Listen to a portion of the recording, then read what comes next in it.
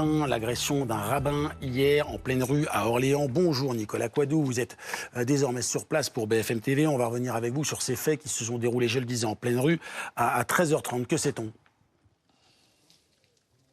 Eh bien, ce qu'on sait, c'est que le rabbin de la ville d'Orléans se baladait avec son fils âgé de 9 ans dans les rues d'Orléans hier, en tout début d'après-midi, aux alentours de 13h30, lorsqu'il a été pris à partie par un individu d'un jeune âge qui a commencé à l'insulter, à le suivre dans la rue, à le filmer de manière très proche avec son téléphone. Le rabbin lui a donc demandé d'arrêter de le filmer et c'est là que la situation s'est très largement envenimée quand l'individu a commencé à être particulièrement violent, à asséner plusieurs coups à la tête du rabbin, là également mordu au niveau de l'épaule et aurait également craché, piétiné dans son chapeau. Voilà, une agression particulièrement grave qui a choqué ici à Orléans. Alors le rabbin a très rapidement porté plainte et les policiers se sont mis en charge de tenter de retrouver le suspect, notamment en s'aidant de la vidéosurveillance qui a permis l'interpellation d'un suspect, un jeune homme de 16 ans, en tout début de soirée. Il a donc été placé en garde à vue. Une enquête a été ouverte par le parquet d'Orléans pour violence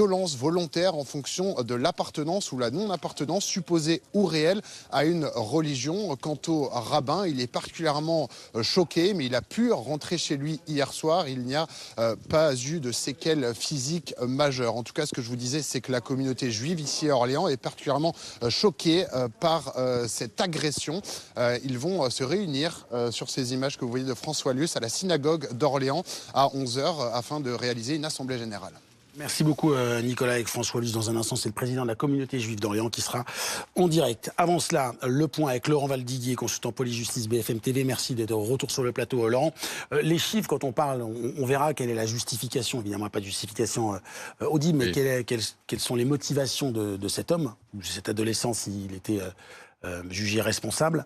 Mais les chiffres des actes antisémites depuis notamment les attaques du Hamas le 7 octobre 2023, sont passés dans une autre dimension. Oui, c'est vrai qu'on peut parler d'explosion depuis le 7 octobre 2023, puisqu'on était dans les années précédentes dans des moyennes autour de 500-600 actes antisémites par an.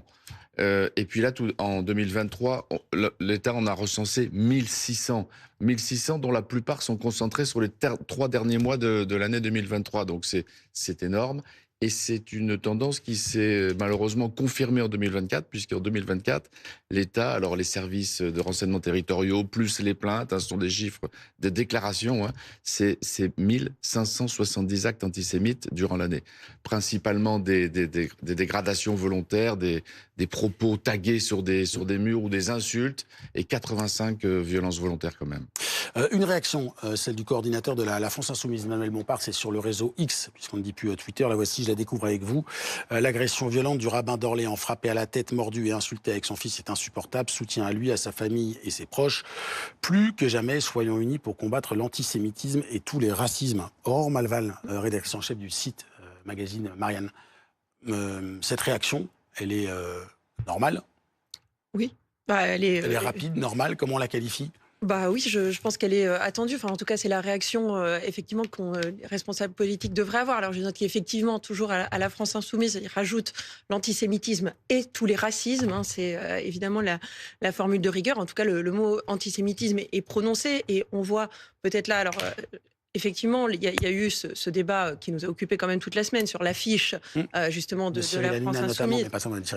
Effectivement, qui caricature en tout cas, qui représente Cyril Hanouna en prenant un visuel qui se rapproche des caricatures antisémites des années 30. Et tout le monde attendait effectivement la condamnation unanime de LFI de cette affiche. Ça n'a pas été le cas par Jean-Luc Mélenchon, au contraire, mais ça a été le cas quand même par un certain nombre de cadres insoumis, d'ailleurs dont Manuel Bompard, qui a reconnu que c'était une erreur et une maladresse. Et à l'instant, c'est important Laurent, le parquet d'Orléans vient d'affirmer que le caractère antisémite de l'agression était établi. Ça veut dire que sans doute en garde à vue, la personne qui est soupçonnée d'eux a reconnu qu'elle avait attaqué parce que, c'est ça ? Oui, probablement. Alors si le parquet établit c'est vraisemblablement que le suspect d'hier soir arrêté à 21h45 à son domicile après une enquête à base de vidéosurveillance, parce que la ville d'Orléans est équipée de caméras, ils ont dû suivre l'individu. Manifestement, il a dû reconnaître les faits, ça doit être lui. Et donc, ils ont établi le caractère antisémite puisqu'il a dû le revendiquer. Merci.